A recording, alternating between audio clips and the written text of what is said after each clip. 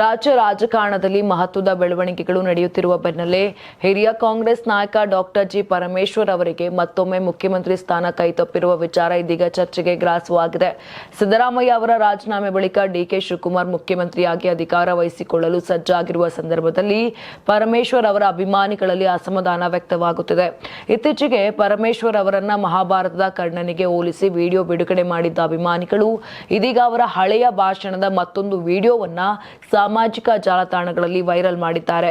Doctor G Parameshwar fans ಎಂಬ ಸಾಮಾಜಿಕ ಜಾಲತಾಣ ಖಾತೆಯಲ್ಲಿ ಈ ವಿಡಿಯೋ ಹಂಚಿಕೊಳ್ಳಲಾಗಿದೆ. ವೈರಲ್ ಆಗಿರುವ ವಿಡಿಯೋದಲ್ಲಿ ಪರಮೇಶ್ವರ್ ಅವರು ರಾಜಕೀಯ ಜೀವನದಲ್ಲಿ ಎದುರಿಸಿದ ಸವಾಲುಗಳು ಹಾಗೂ ಮುಖ್ಯಮಂತ್ರಿ ಸ್ಥಾನ ಕೈತಪ್ಪಿದ ವಿಚಾರವನ್ನ ಭಾವನಾತ್ಮಕವಾಗಿ ಪ್ರಸ್ತಾಪಿಸಿದ್ದಾರೆ. ಮಲ್ಲಿಕಾರ್ಜುನ ಖರ್ಗೆ ಅವರು ಒಂದು ಹೆಜ್ಜೆ ಮುಂದಿಟ್ಟಿದ್ದರೆ ಮುಖ್ಯಮಂತ್ರಿ ಆಗುತ್ತಿದ್ದರು.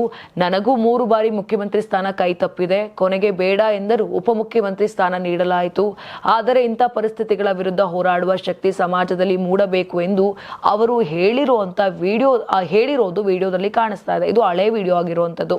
ಈ ವಿಡಿಯೋ ಇದೀಗ ಸಾಮಾಜಿಕ ಜಾಲತಾಣಗಳಲ್ಲಿ ವ್ಯಾಪಕ ಚರ್ಚೆಗೆ ಕಾರಣವಾಗಿದ್ದು, ನಾಯಕತ್ವ ಬದಲಾವಣೆಯ ಈ ಹಂತದಲ್ಲಿ ಅದರ ರಾಜಕೀಯ ಮಹತ್ವದ ಕುರಿತು ಹಲವು ರೀತಿಯ ವಿಶ್ಲೇಷಣೆಗಳು ನಡೆಯುತ್ತಿವೆ.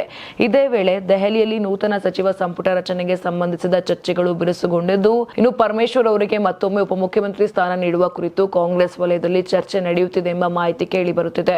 ಒಟ್ಟಾರೆಯಾಗಿ ಮುಖ್ಯಮಂತ್ರಿ ಸ್ಥಾನ ಪದೇ ಪದೇ ಕೈ ತಪ್ಪುತ್ತಿರುವುದರ ಬಗ್ಗೆ ಪರಮೇಶ್ವರ್ ಅಭಿಮಾನಿಗಳು ಅಸಮಾಧಾನ ವ್ಯಕ್ತಪಡಿಸುತ್ತಿದ್ದು, ಅವರ ವೈರಲ್ ವಿಡಿಯೋ ರಾಜ್ಯ ರಾಜಕೀಯದಲ್ಲಿ ಹೊಸ ಚರ್ಚೆಗೆ ಕಾರಣವಾಗಿದೆ. ಈಗ ಹೈಕಮಾಂಡ್ ಕೈಗೊಳ್ಳುವ ಅಂತಿಮ ನಿರ್ಧಾರದತ್ತ ಎಲ್ಲರ ಗಮನ ನೆಟ್ಟಿದೆ.